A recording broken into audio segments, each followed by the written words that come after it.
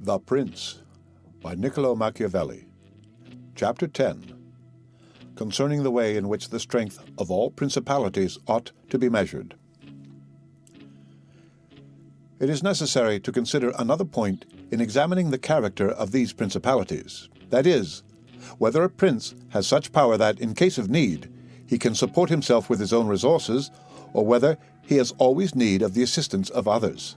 And to make this quite clear, I say that I consider those who are able to support themselves by their own resources who can, either by abundance of men or money, raise a sufficient army to join battle against anyone who comes to attack them. And I consider those always to have need of others who cannot show themselves against the enemy in the field, but are forced to defend themselves by sheltering behind walls. The first case has been discussed, but we will speak of it again should it recur. In the second case, one can say nothing except to encourage such princes to provision and fortify their towns, and not on any account to defend the country.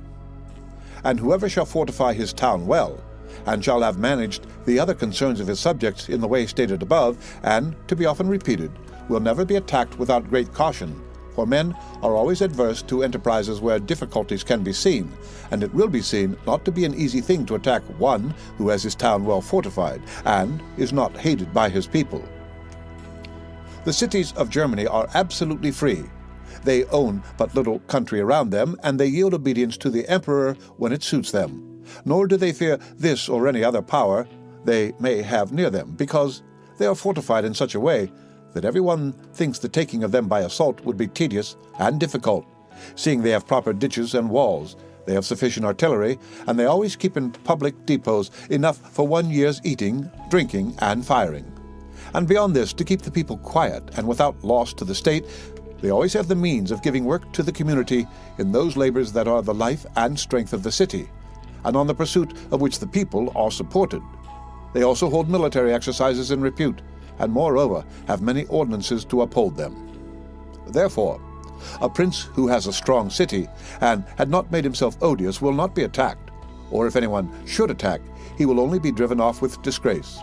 Again, because that the affairs of this world are so changeable, it is almost impossible to keep an army a whole year in the field without being interfered with.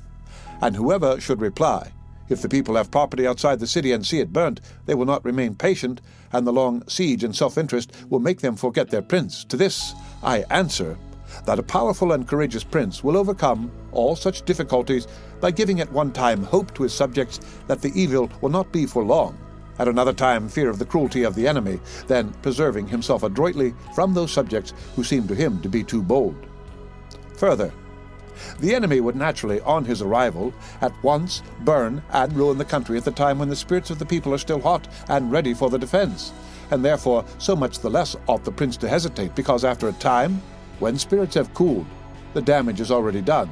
the ills are incurred, and there is no longer any remedy, and therefore they are so much the more ready to unite with their prince, he appearing to be under obligations to them now that their houses have been burnt and their possessions ruined in his defense. For it is the nature of men to be bound by the benefits they confer as much as by those they receive. Therefore, if everything is well considered, it will not be difficult for a wise prince to keep the minds of his citizens steadfast from first to last, when he does not fail to support and defend them.